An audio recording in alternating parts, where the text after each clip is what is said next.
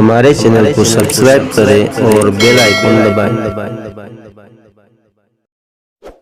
السلام علیکم ورحمۃ اللہ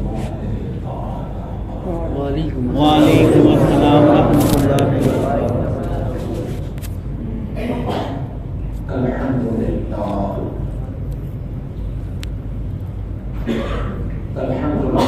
الذی کفی وسلام علی عبادہ الذین اصطفی والصلاة والسلام علی رسولہ المصطفى وحبیبہ المجتبى وعلى آله الصدق والصفاء وأصحابه التقى والوقار.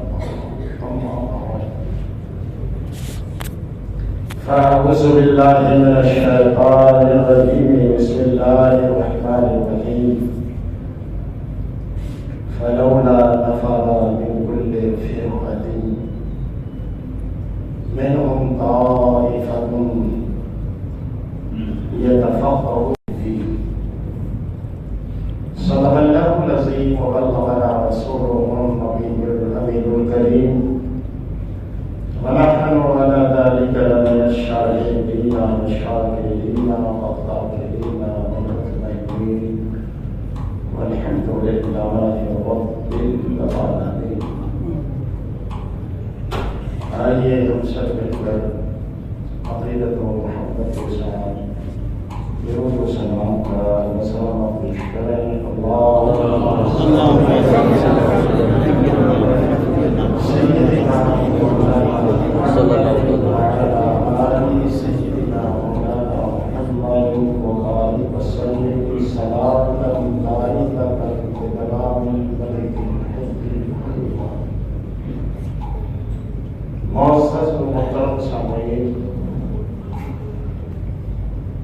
کل آپ حضرات نے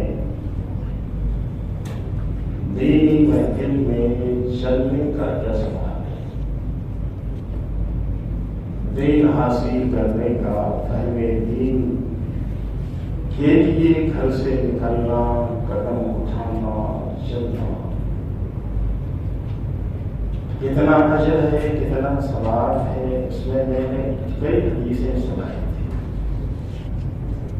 ایک حدیث کو یہ پیش کی تھی کہ حضور فرماتے ہیں جو دین کے راستے میں چلتا ہے، خاص علم دین کے اصول کے لیے، اللہ تعالیٰ اس کے لیے جنت کا راستہ آسان کر دیتا ہے.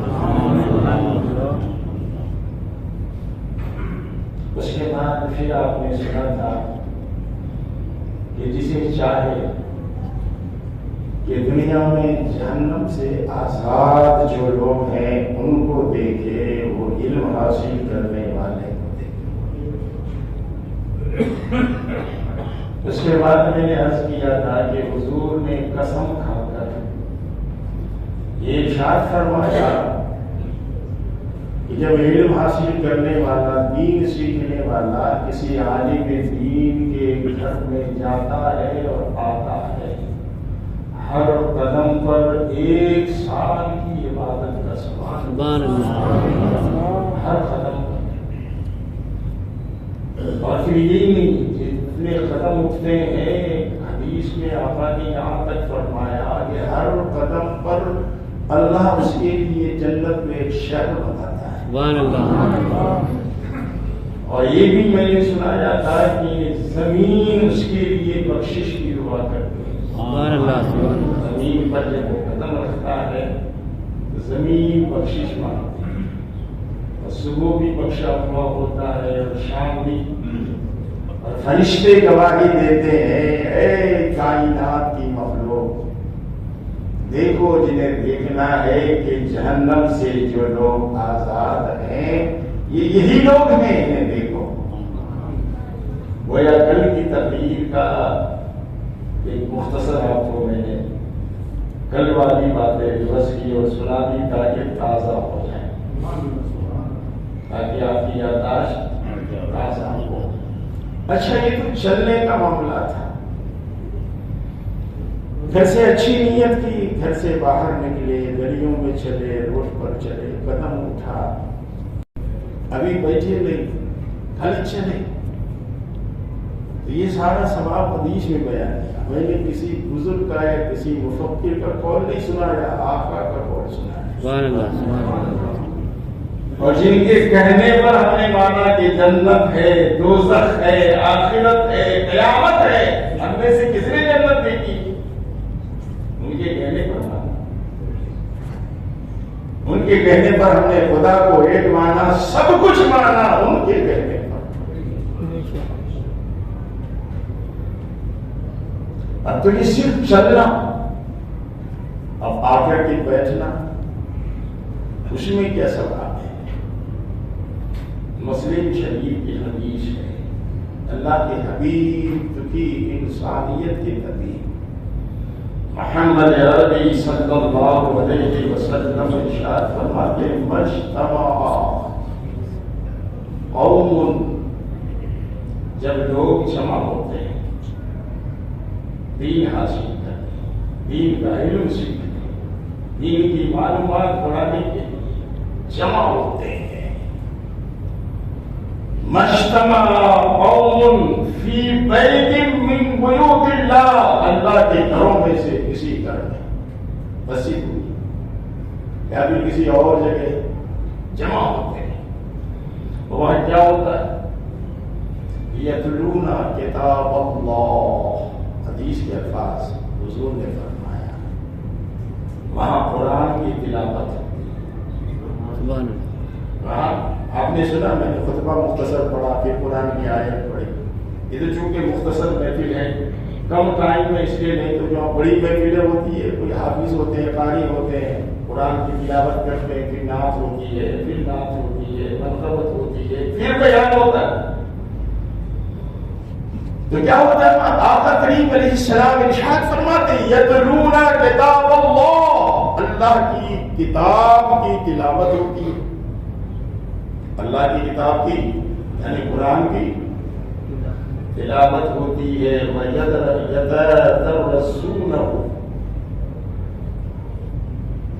اور پھر درس ہوتا ہے، یعنی قرآن میں اللہ نے کیا فرمایا، حدیث میں کیا فرمایا، اس کا درس ہوتا ہے، اس کا درس ہوتا ہے.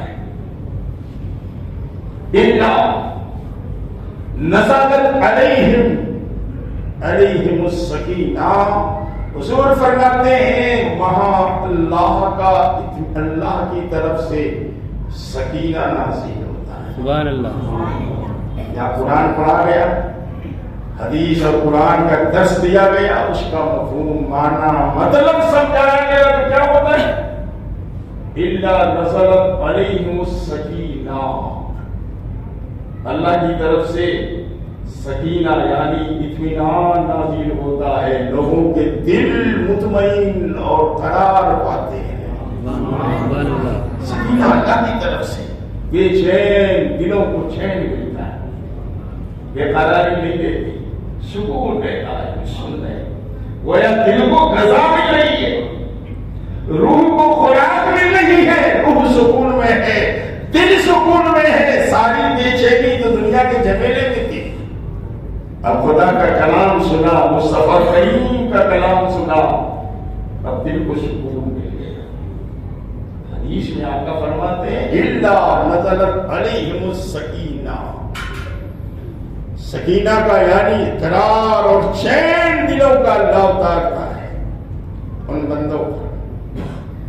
وہ غشیتہم الرحمہ، آقا فرماتے ہیں رحمت ڈھانک لیتی ہے.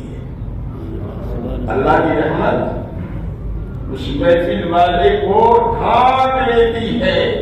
وحفتہم الملائکہ، اور فرشتے اس کے گرد گھومتے ہیں. سبحان اللہ.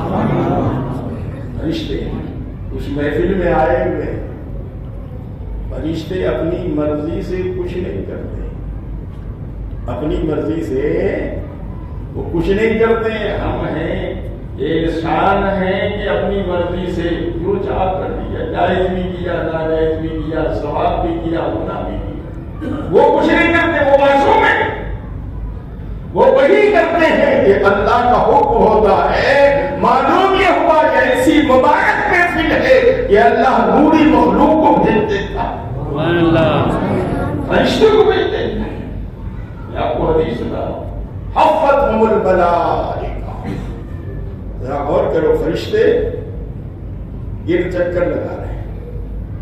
گویا آج فرشتے کی عبادت یہ ہے کہ اس محفل میں شریک ہوں۔ فرشتے کی عبادت نہیں کرتے، اس فرشتوں کی عبادت یہ ہے کہ اس محفل میں شریک ہوں جہاں قرآن پڑھا جائے، حدیث پڑھی جائے، درس دیا جائے۔ انسان تو انسان، فرشتے حاضر ہوتے ہیں۔ وحفتہم الملائکہ، فرشتے حاضر ہوتے ہیں۔ اللہ اکبر۔ اور پھر اس کے بعد اللہ رب العزت، اللہ رب العزت ایک ایک اہل محفل کا نام لے کر فرشتوں میں ذکر فرماتا ہے۔ سبحان اللہ، اے فرشتوں، اس محفل میں فلاں ابن فلاں آیا ہے، اس کا بھی نام، اس کے باپ کا بھی نام، اس کا بھی نام، اس کے باپ کا بھی نام، ایک ایک کا نام۔ یہ کس نے کہا؟ اس ذات نے کہا جس کے لیے اعلیٰ حضرت فرماتے ہیں سرے عرش پر ہے تیری گزر، دل فرش پر ہے تیری نظر، ملکوت و ملک میں نہیں کوئی شے تجھ پہ آیا نہیں۔ سبحان اللہ، سب کچھ ظاہر ہے، جو آیا ہے وہ بھی ظاہر ہے، جو نہا ہے وہ بھی ظاہر ہے۔ اس ذات نے کہا ایک ایک کا نام لے کر، ہمارا نام رب لے رہا ہے۔ سوچو، معمولی بات ہے۔ ایک عابد تھا، بنی قومی بنی اسرائیل کا، جس کو حضرت داتا حجویری نے اپنی کتاب کشف المحجوب میں لکھا ہے۔ یہ داتا حجویری وہ ہیں جہاں حضور غریب نواز نے چلہ کی ہے 40 دنوں تک، لاہور میں جن کا مزار ہے۔ حضور غریب نواز سے پہلے بھی گزر گئے۔ انہوں نے لکھا، قوم بنی اسرائیل کا ایک عابد تھا، تو ایک دفعہ گزر رہا تھا ریت کی ڈھیر کے پاس سے، بہت ساری ریت رکھی ہوئی، تو اس کے دل میں خیال آیا کہ ریت اگر آٹا بن جاتے ہیں تو یہ بھوک ہے، لوگوں کی تکلیفیں ہیں، لوگوں کی بھوک مٹتی کاش یہ ریت ہی نہیں ہوتی اور لوگوں کا آٹا ہوتا، خیر تو اچھا نہیں، لیکن جس کا جیسا مقام ہوتا ہے ویسی آزمائش ہوتی ہے۔ اس زمانے میں جو پیغمبر تھے، نبی تھے، ان کی طرف وہی آئی، اور یہ وہی آئی کہ فلاں عابد سے کہہ دو کہ قدرت کے کاموں میں، قدرت کے نظام میں دخل دیتا، ہم نے ریت بنایا اور کہتا آٹا ہو جاتا، اس کو کہہ دو کہ ہم نے اس کی ساری نیکیاں برباد کر دی، اس کو جہنمی بنا دی۔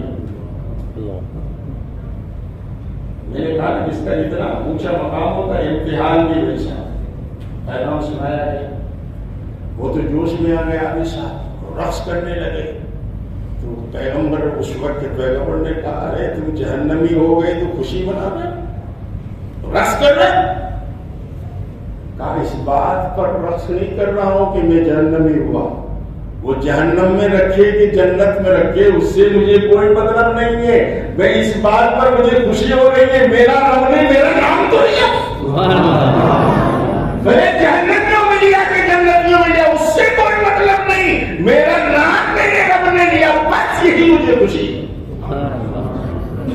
مگر اے اللہ کے پیغمبر، اللہ نے اگر مجھے جہنمی بنا دیا، اس کا اختیار ہے، اس کا انصاف ہے، مجھے کوئی اعتراض نہیں ہے، مگر اتنا میری طرف سے عرض کرنا کہ جہنم میں بھیجنا ہی ہے تو مولا تو قدرت والا ہے، چاہے سارے جہنمیوں کا عذاب ایک پر دے، میں تیار ہوں، مجھے سارے جہنمیوں کا عذاب دے دینا اور سارے انسانوں کو آزاد کر دینا۔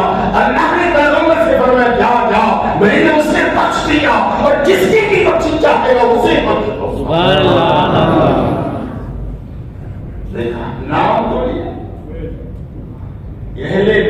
نام اللہ لے رہا ہے فرشتوں میں، فرشتوں میں۔ ذرا سوچو، میں نے بہت سے لوگوں کے نام جو دلائل الخیرات شریف پڑھتے ہیں، دلائل الخیرات شریف، یہ درود پاک کے بڑے عجیب و غریب صیغے ہیں، اس میں جمع کیا ہے مصنف نے، اور بڑے پیارے پیارے درود ہیں اس کتاب میں۔ گویا ایک کتاب ہے جو ہفتے بھر کا وظیفہ ہے، 7 حزب ہے، گویا ایک یعنی سوموار سے شروع کرو تو اتوار تک پوری کتاب ختم ہو جاتی۔ اس کی شرح بہت سے عالموں نے، بزرگوں نے لکھی، ایک شرح میرے سامنے ہے جس کو میرے پاس میں پڑھتا ہوں۔ اس میں ایک بات کی بڑی پیاری بات ہے، اس کے وہ ذہن و فکر میں اتارنے والی بات ہے۔ اس میں ایک بات ہے، حدیث حضور اکرم صلی اللہ علیہ وسلم کا جہاں ذکر ہوتا ہے، جہاں ذکر ہوتا ہے، آپ نے سنا ہوگا اور پڑھا بھی ہوگا کہ حضور اکرم صلی اللہ علیہ وسلم چلتے تھے تو مشک کستوری کی خوشبو، اس سے بھی کہیں خوشبو آپ کے جسم سے پھوٹتی تھی۔ ان کے مہکنے دل کے گنچے کھلا لیے ہیں، جس راہ چل لیے ہیں گنچے بسا لیے ہیں۔ حضور چل جاتے تو فرشتے کو، صحابہ کو پوچھنے کی ضرورت نہیں پڑتی حضور کدھر گئے، راستے بتانے کہ ادھر گئے، کیونکہ جس راستے سے حضور گزرتے تھے وہ راستے خوشبودار ہو جاتے تھے۔ تو اللہ تعالیٰ نے بطور اکرام اس خوشبو کو آج بھی برقرار رکھا۔ وہ کیسے برقرار ہے؟ تو فرمایا حدیث میں کہ جہاں حضور کا ذکر ہوتا ہے، ہماری کوئی محفل تو حضور کے ذکر سے خالی ہوتی نہیں ہے، وہ محفل ہی نہیں ہے جہاں حضور کا ذکر تھا، وہ جلسہ ہی نہیں ہے جہاں حضور کا ذکر ہے، حضور پر درود نہ۔ تو جہاں حضور کا ذکر ہوتا ہے وہاں کستوری کی خوشبو پھوٹتی ہے۔ فرمایا جس جگہ پر حضور پر درود بھیجا جاتا ہے وہاں بھی کستوری کی خوشبو پھوٹتی ہے، مگر اس کے لیے ناک بھی ویسا چاہیے، ناک بھی ویسا چاہیے۔ گناہ آلود وجود کہاں اس خوشبو کو محسوس کر سکتے ہیں، لیکن اللہ والے محسوس کرتے ہیں۔ وہ تو برسوں پہلے اس رات سے کون گزرے بتاتے ہیں۔ حضور مخدوم اشرف سمنانی رحمۃ اللہ تعالیٰ علیہ کی سیرت میں میں نے پڑھا کہ لکھنؤ سے آگے رضوری شریف اس علاقے میں آپ سفر کرتے ہوئے گاؤں میں پہنچے اور وہاں آپ نے قیام کیا تو فرمایا یہاں اس گھر میں ایک بزرگ کی خوشبو آ رہی ہے۔ کون؟ مخدوم صاحب نے۔ تو کسی نے کہا ہاں حضور ہم نے سنا ہے کہ اس جگہ حضرت بابا فرید گنج شکر ایک مرتبہ رکے تھے۔ بابا فرید رکے تھے، کہا ہاں انہیں کی خوشبو ہے۔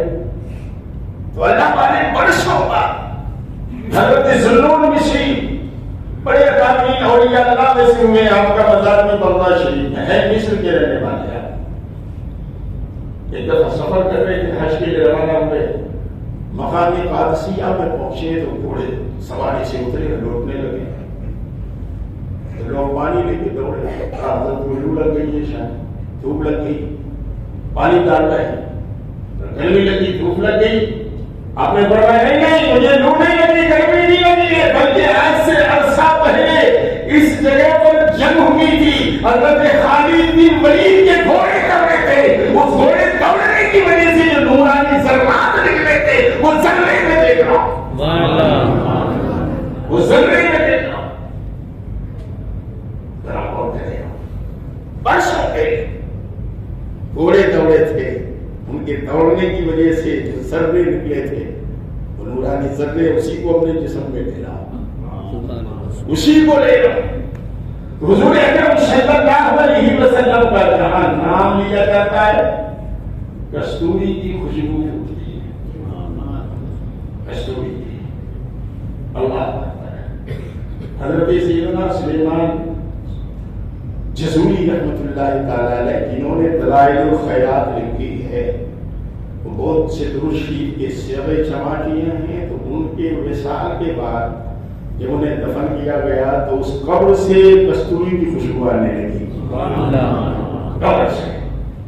ایک بزرگ کہتے ہیں حضرت مطرف رضی اللہ تعالیٰ عنہ کہتے ہیں کہ میرا معمول تھا میں روزانہ رات کو سوتے وقت ایک خاص تعداد ایک خاص فگر 200 300 500 1000 کوئی تعداد فکس کر لیا تھا اور درود شریف پڑھتا تھا درود شریف پڑھتا تھا. پھر نیند آتی تھی مجھ کو سوئے سوئے پڑھتا رہتا تھا. ایک دن دیکھا کہ حضور تشریف لائے سبحان اللہ خواب میں حضور تشریف لائے اور مجھ سے کہنے لگے تو کثرت سے درود پڑھتا لا ہوں منہ میں اسے بوسا دیتا ہوں. سبحان اللہ کیسے نصیب والے تھے. تو میں نے مجھے تو شرم آئی کہاں حضور کا منہ اور میرا وجود میں نے منہ پھیر لیا. حضور نے میرے رخسار پر بوسا دیا. فرمایا جب میں گھبرا کر جاگا تو پورے گھر میں خوشبو تھی.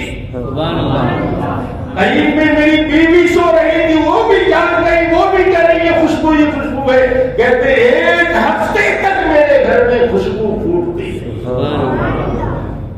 تو حضور کا جب نام لیا جائے اور کستوری کی خوشبو پھوٹتی یا درود پڑھا جائے کستوری کی خوشبو پھوٹتی ہے. اور کیسی پھوٹتی ہے ذرا آگے سنو تو مزہ آئے گا. وہاں سے خوشبو نکلتی ہے آسمان کی طرف بڑھتی ہے اور انسانوں اور جنوں کے سوا اس خوشبو کو سب محسوس کرتے ہیں اور عرش مجید تک وہ خوشبو پہنچتی ہے اور جتنی مخلوق اسے محسوس کرتی ہے سب اس محفل والے کی بخشش کی دعا کرتے ہیں. سب اس محفل والے کے لیے بخشش کی دعا کرتے ہیں. تو آپ نے کل سنا تھا کہ گھر سے نکلنے کا کیا ثواب ہے. آج آپ یہ سن رہے ہیں کہ بیٹھنے کا کیا ثواب ہے. بیٹھنے کا کتنا ثواب ہے. فرشتے گر لیتے. مشکات شریف کی حدیث جہاں محفل ہوتی ہے اللہ رسول کا نام لیا جاتا ہے قرآن پڑھا جاتا ہے حدیث پڑھی جاتی ہے دین کی باتیں بیان ہوتی ہے فرشتے اس محفل کو گھیر لیتے ہیں. گویا اسی محفل کو فرشتے تلاشتے ہیں.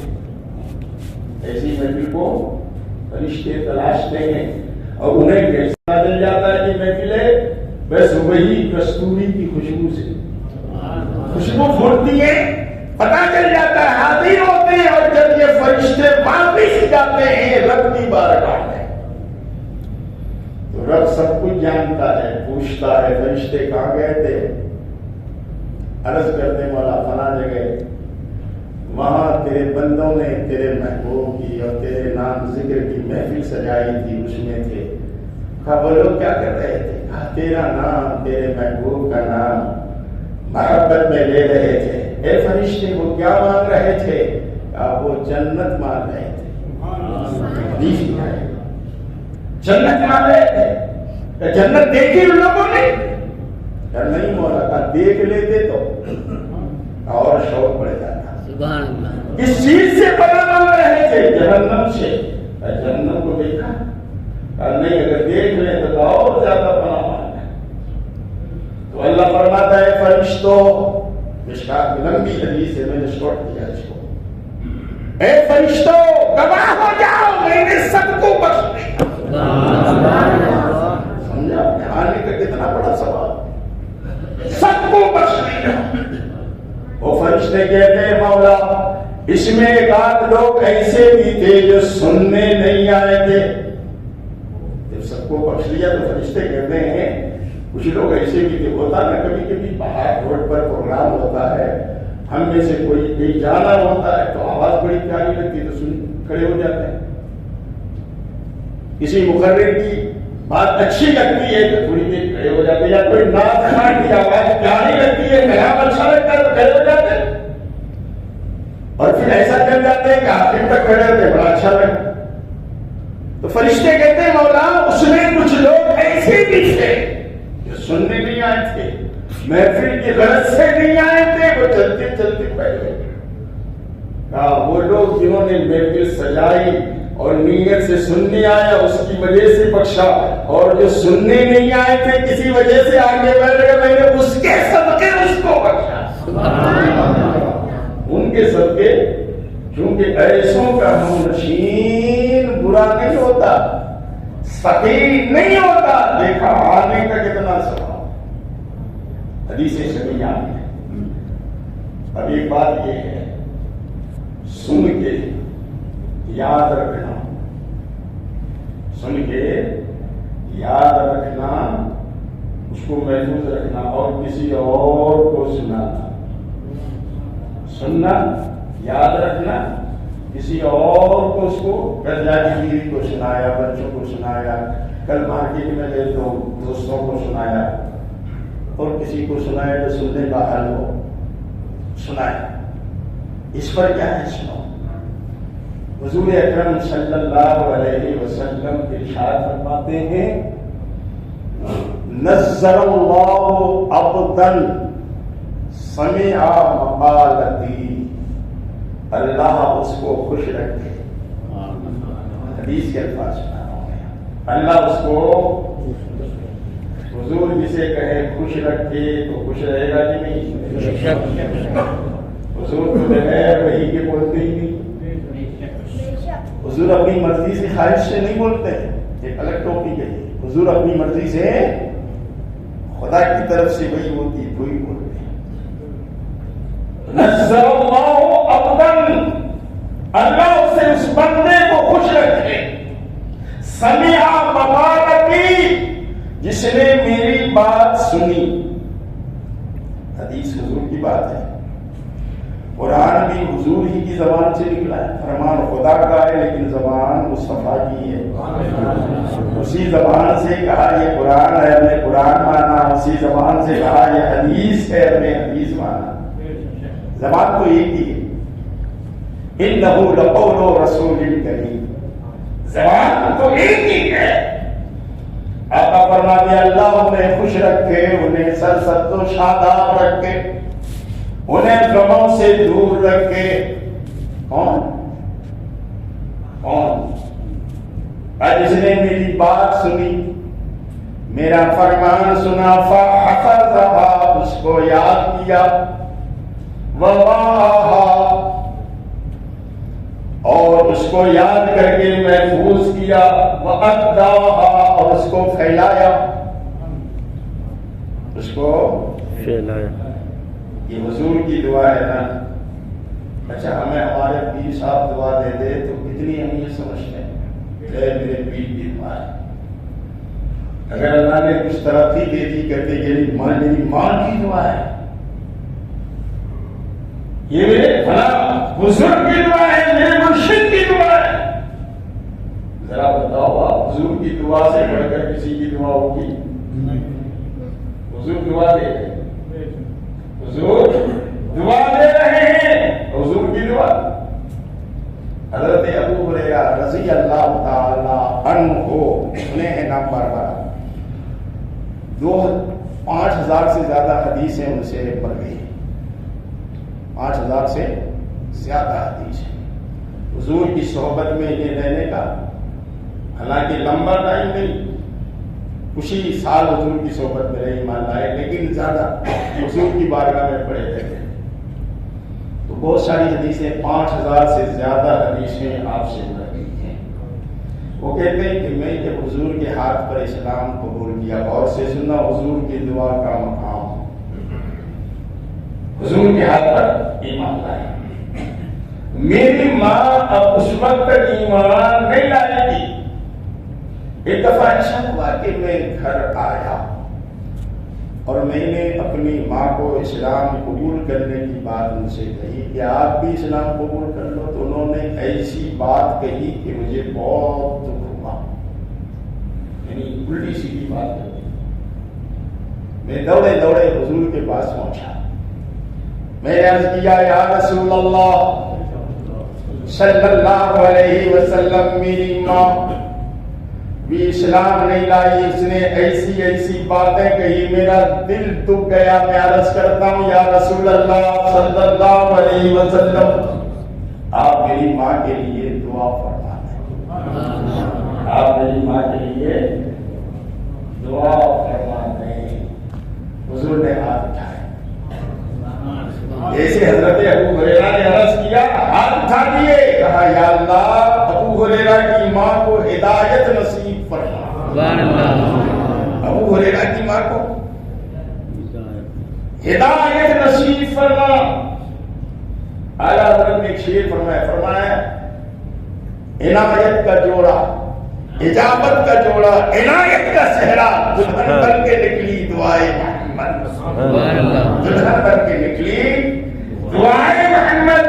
حضور نے دعا مانگی. حضرت ابو ہریرہ کہتے ہیں میں واپس گھر آیا, جب دروازے کے پاس آیا, دروازے کی کنڈی بجائی, دروازہ کھٹکھٹایا, پانی گرنے کی آواز آ رہی تھی. میری ماں نے کہا ابو ہریرہ رک, میں نہا رہی ہوں, رک میں نہا رہی ہوں. تھوڑی دیر میں دروازہ کھولا, میری ماں نے نہا دھو کر اور کہا ابو ہریرہ گواہ ہو جا, کلمہ پڑھتی ہوں اشہد ان لا الہ الا اللہ وحدہ لا شریک لہ واشہد ان محمدا عبدہ ورسولہ. سبحان اللہ. دیکھا حضور کی دعا کی شان. گئے مصطفیٰ کریم کی بارگاہ میں عرض کیا ایسا ایسا معاملہ, آقا دعا فرما دے, میں ماں کی ایسی بات نہیں سن سکتا ہوں. حضور نے دعا کی, ادھر دعا کی, چراغ کہاں جلا, روشنی کہاں پہنچی, ادھر دعا کی. اور گھر آنے سے پہلے اس دعا کا اثر ماں کو ہوا اور ماں نے بیٹے کو گواہ بنایا اور فوراً مشرف اسلام. دیکھا یہ حضور کی دعا ہے. بات سن کے, ہاں صحیح بات سن, الٹی سیدھی نہیں, صحیح کسی کو سنانا, آگے بڑھانا. تو یہ ایسا ہے کہ حضور فرماتے اللہ انہیں خوش رکھے, اللہ انہیں ہرا بھرا رکھے, خوش رکھے, شاداں فرحاں رکھے, غموں سے دور رکھے. جو میری بات سنے اور دوسروں تک پہنچائے, جو میری بات سنے اور دوسروں تک پہنچائے, تو اس محفل میں آنے کا, سننے کا اور پھر سنانے کا اجر آپ نے دیکھا. قیامت تک کے لوگوں کے لیے حضور کی دعا ہے, قیامت تک کے لوگوں. اچھا ایک بات اور چلتے چلتے حضور کی دعا, حضور کی ازواج میں, بیویوں میں, حضور کی ایک زوجہ کا نام حضرت ام المومنین ام سلمہ رضی اللہ عنہا. یہ وہ خوش نصیب خاتون ہے کہ اولین ہجرت کرنے والوں میں ان کے شوہر ابو سلمہ, پھر بعد میں یہ اللہ کی بندی بڑی مصیبتیں جھیلی. وقت نہیں لمبا ہو جائے گا اگر پورا واقعہ سنا, بس وہ دعا کی بات نکلی ہے, اس لیے میں عرض کرتا ہوں. کہتے ہیں کہ مشکلیں بہت جھیلی اور پھر جنگ احد میں ان کے شوہر ابو سلمہ, پہلے شوہر ابو سلمہ زخمی ہوئے. اس کے بعد پھر وہ زخم سوکھ بھی گیا, بھر بھی گیا, بعد میں پھر وہ زخم کھل گئے اور وہی موت کا سبب بنا. اسی میں حضرت ابو سلمہ صحابی رسول کا وصال ہوا. حضرت ام سلمہ کہتی ہیں کہ بڑا دکھ ہوا, چھوٹے چھوٹے بچے تھے اور ابو سلمہ کا انتقال ہو گیا. تو حضور نے ایک دعا بتائی تھی کبھی, تو میں وہ دعا کثرت سے پڑھتی تھی.